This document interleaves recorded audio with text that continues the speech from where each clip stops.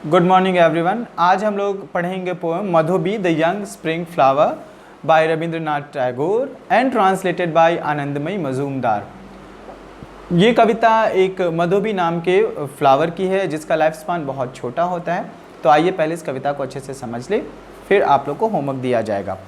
मधुबी the young spring flower is in rush to leave as soon as it arrives. Madhubi the young spring flower, young का मतलब क्या होता है? छोटा है, अभी तुरंत ही वो खिला है, तुरंत ही वो आया है, यंग स्प्रिंग फ्लावर है। Is in rush to leave as soon as it arrives. Rush to leave, ये जाने को होता है जैसे ही आता है।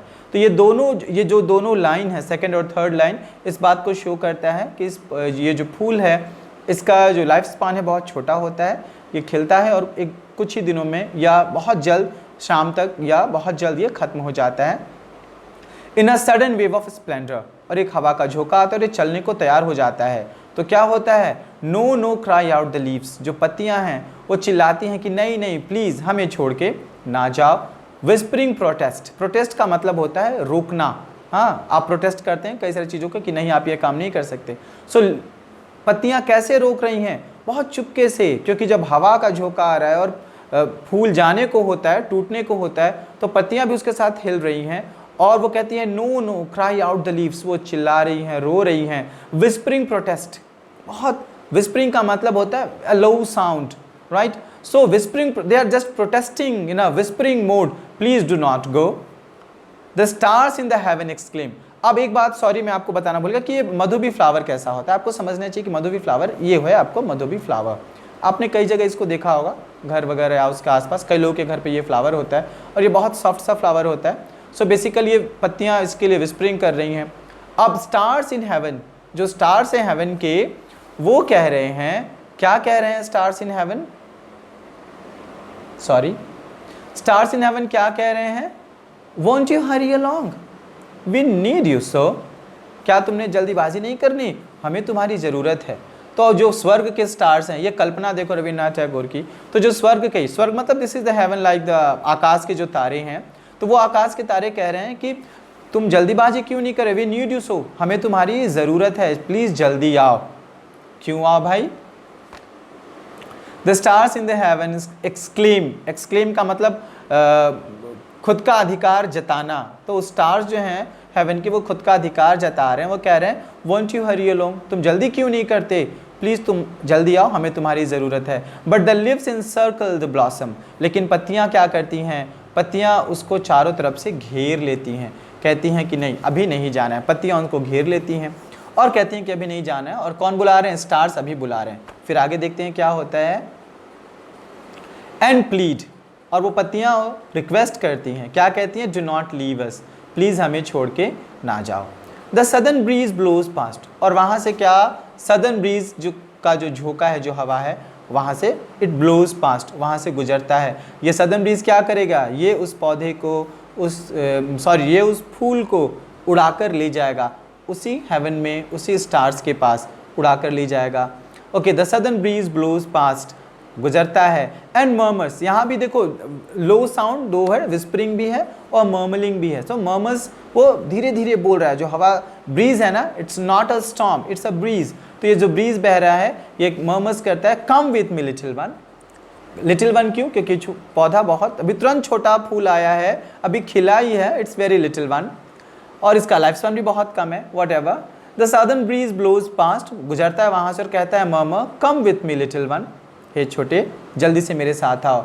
फार away the infinite blue sinks into the twilight, और दूर ये जो इन्फिनाइट स्काई है, ये ट्विलाइट में जाकर शाम हो गया, शाम होने को है, और वो उसमें अब अंधेरा होने को है, रात होने को है। हाँ, तो जल्दी करो क्योंकि हमारे पास टाइम नहीं है। तो कह रहा है कि जल्दी करो, हमारे पास टाइम नहीं है। The night of the full moon resets, और जो पूर्णिमा की रात है ये बीतने को, ये बीत जाएगी, फिर हमारे पास टाइम मिलेगा नहीं। सो हे फूल तुम जल्दी करो। और ये देखो, देख रहे हो कि पूर्णिमा की चांदनी रात है, तारे हैं, तारे एक्सक्लेम कर रहे हैं कि जल्दी आओ, कि तुम जल्दीबाजी क्यों नहीं कर रहे। और पत्तियां नो नो कह रही हैं, और वहाँ से जो सदर्न ब्रीज है वो गुजरते हुए उस फूल को कहता है कि चलो तुम जल्दी क्यों नहीं कर रहे। और क्या कह रहा है वो? Far away the infinite blue sinks into the twilight, हाँ, वो अंधेरा होने वाला है।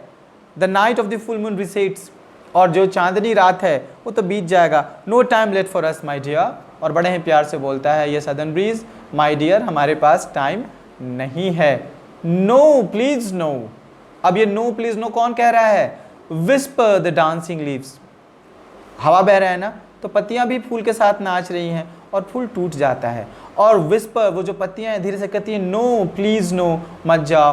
As they throng around the disappearing flower, ये डिसअपियरिंग वर्ड जो है इस बात को इंडिकेट करता है कि फूल टूट गया और हवा के साथ बह के चला गया, और वो पत्तियां अपने आप को समर्पित कर देती हैं उस डिसअपियरिंग फ्लावर के सामने। चलिए, ये आई होप ये कविता आपको समझ में आ गई होगी।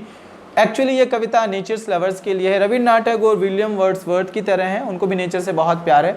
वैसे रविन्द्रनाथ टैगोर की बहुत सारी पोम काफ़ी स्पिरिचुअल भी होती है, नेचर से रिलेटेड भी होती है, और लाइफ के छोटे मोटे घटनाओं से भी रिलेटेड होती है। बस इसमें ये एक पूरी एक्चुअली ये जो फूल को देखते हैं उससे रिलेटेड है।